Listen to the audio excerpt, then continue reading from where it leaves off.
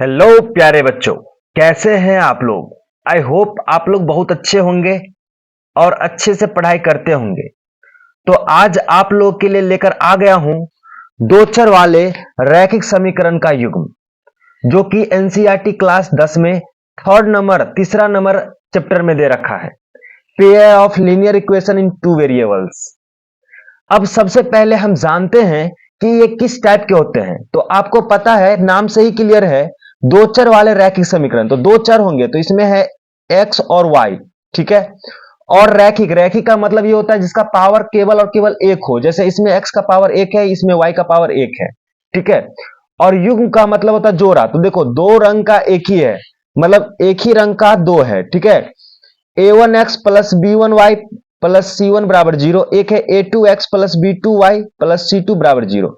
इसके जगह पे a1 a2 की जगह पे आपका ये भी रह सकता है a b c d e f, ठीक है। तो आप इस टाइप के जब भी देखोगे तो आपको मतलब दो चर में है और रैखिक भी है और जोड़ा भी है, ठीक है। इसीलिए इसका नाम रखा गया दो चर वाले रैखिक समीकरण का युग्म, ठीक है। तो सबसे पहले मैं बता दूं कि ये चैप्टर पढ़ने का तरीका क्या होगा और इस चैप्टर में पढ़ने क्या क्या है। तो सबसे पहले यहां से आपका आता है, ये जो दो चर वाले रैखिक समीकरण है, इसका हल निकालना होता है। आप लोग बच्चे क्लास में 8 7 में समीकरण का हल निकालना आप लोग सीखे होंगे, लेकिन यहां क्या है, दो चर वाले रैखिक समीकरण मतलब युग्म है, दो है।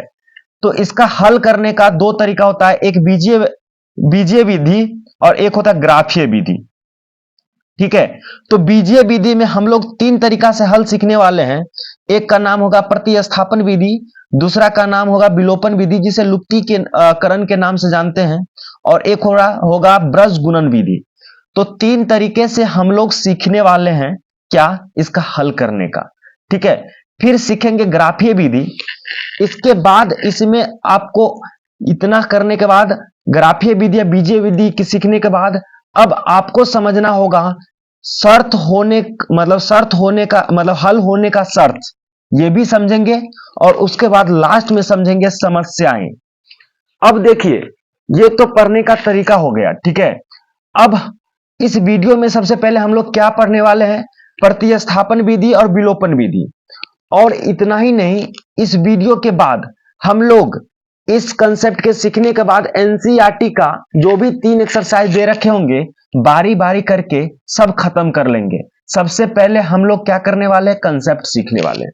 तो आइए, इस वीडियो में हम लोग दो मेथड को मतलब सीखने वाले हैं। एक का नाम है प्रतिस्थापन विधि और एक का नाम है विलोपन विधि, ठीक है। तो प्रतिस्थापन विधि कैसे सॉल्व होता है और विलोपन विधि से हल कैसे निकाला जाता है। तो सबसे पहले आपको जस्ट बता दिया हूं, इसमें दो चर है, मतलब दो है चर, दो चर वाले हैं और रैखिक समीकरण है, और ऐसा ऐसा कितना जोड़ा है, ठीक है। तो एक को मान लेंगे समीकरण फर्स्ट और एक को मान लेंगे समीकरण सेकंड, क्योंकि दो समीकरण है, ठीक है। अब हमें सीखना क्या है, हमें बनाना क्या, प्रतिस्थापन विधि से हल करना है। और यही आपको भी मैं इस वीडियो में सिखाऊंगा, प्रतिस्थापन विधि से हल कैसे करते हैं, ठीक है।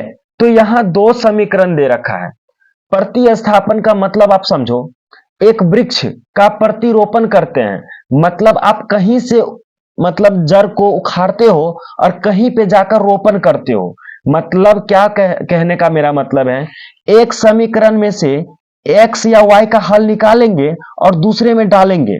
तो चलो, हमें फर्स्ट नंबर इजी लग रहा है, तो हम समीकरण फर्स्ट से एक्स का वैल्यू निकालेंगे, ठीक है।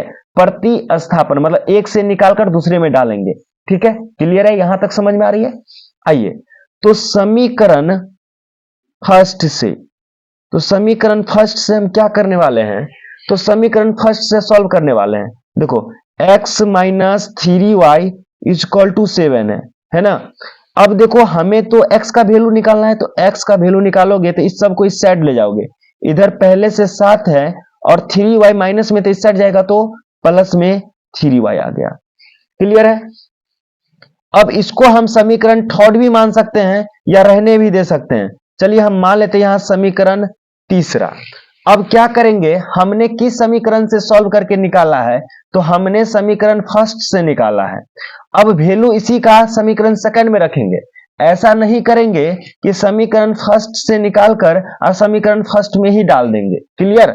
आप जहां से वृक्ष उखाड़ते हो वहां नहीं रोपते, किसी दूसरे जगह पे रोपते हो। ठीक है, यही कहानी यहां करने वाले हैं। तो हम लिखेंगे समीकरण सेकंड में तीसरा का वैल्यू रखने पर या x का वैल्यू रखने पर, आप जो मन है वो लिख सकते हो। तो हम लिखते हैं समीकरण सेकंड में x का मान रखने पर। ठीक है, अब जरा रखो x का मान। तो x का मान रखोगे समीकरण सेकंड में, तो समीकरण सेकंड है आपका 3x, x के जगह पे तो अब ये सारा आ जाएगा, ये आ जाएगा। ठीक है, तो x के जगह पे आ जाएगा 7 + 3y। क्लियर है? और -3y पहले से है तो -3y, और इक्वल टू इस साइड कितना है 15 है।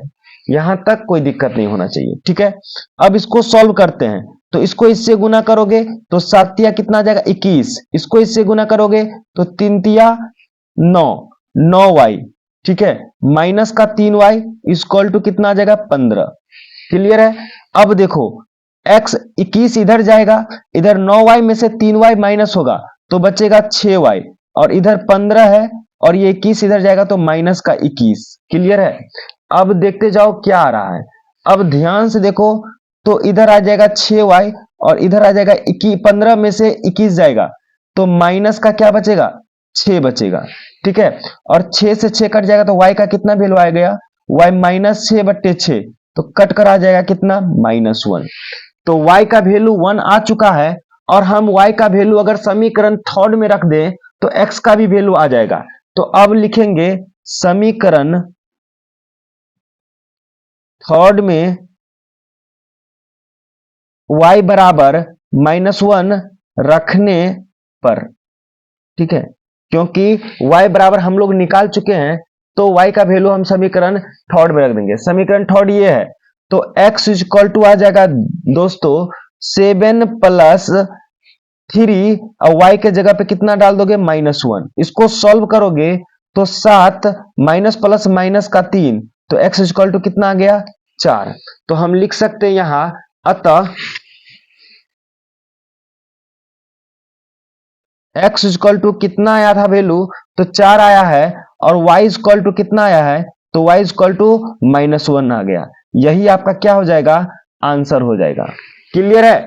आई होप आपको प्रतिस्थापन विधि अच्छे से समझ में आ गया होगा। अब हम इसी वीडियो में अब हम विलोपन विधि सीखेंगे। कौन सा विधि? विलोपन विधि। ठीक है, अब विलोपन विधि या इसी का नाम है लुप्तीकरण। तो इसमें भी दो समीकरण है, तो पहले को मान लेंगे समीकरण फर्स्ट और दूसरे को मान लेंगे समीकरण सेकंड। क्लियर है? अब इसमें क्या है कि लुप्तीकरण, लुप्तीकरण मतलब छिपाना होता है।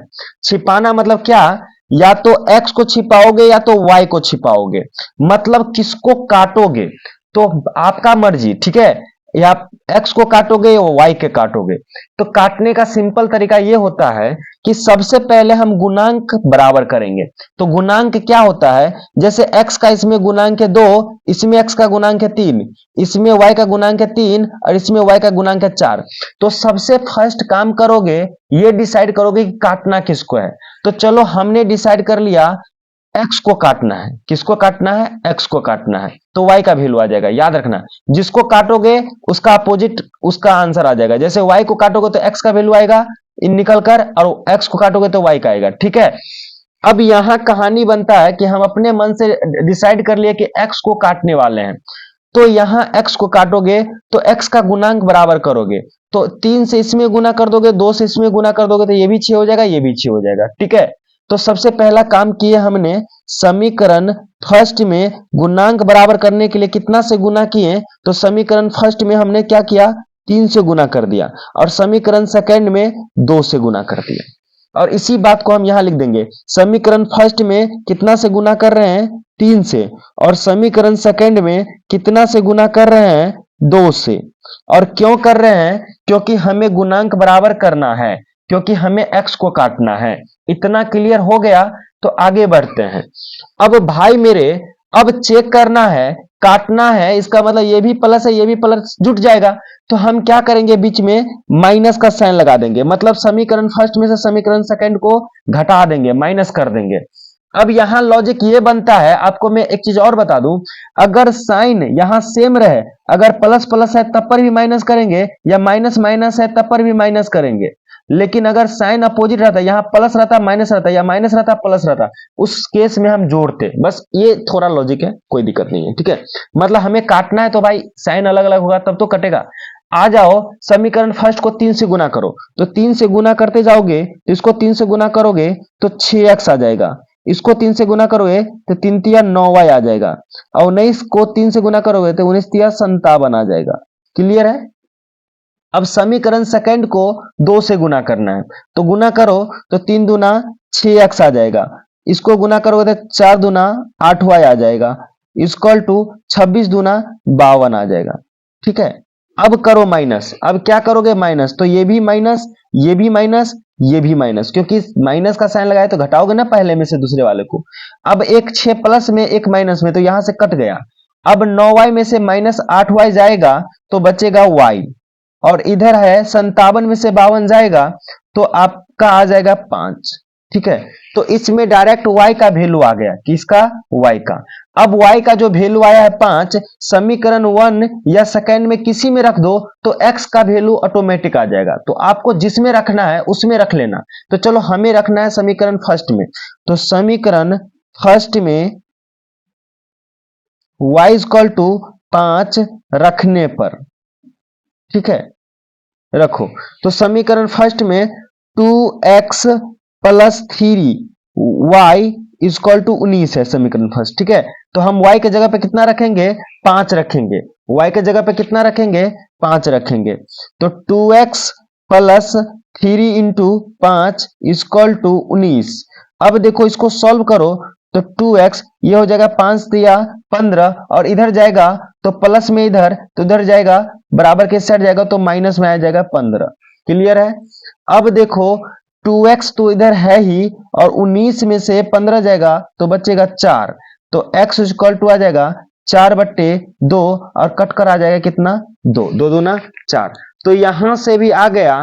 फिर लिखेंगे हम, क्या लिखेंगे, अतः x इक्वल टू 2 और y इक्वल टू कितना आया था, 5। यही आपका आंसर हो गया। तो आई होप आपको दोनों मेथड क्लियर हो गया होगा।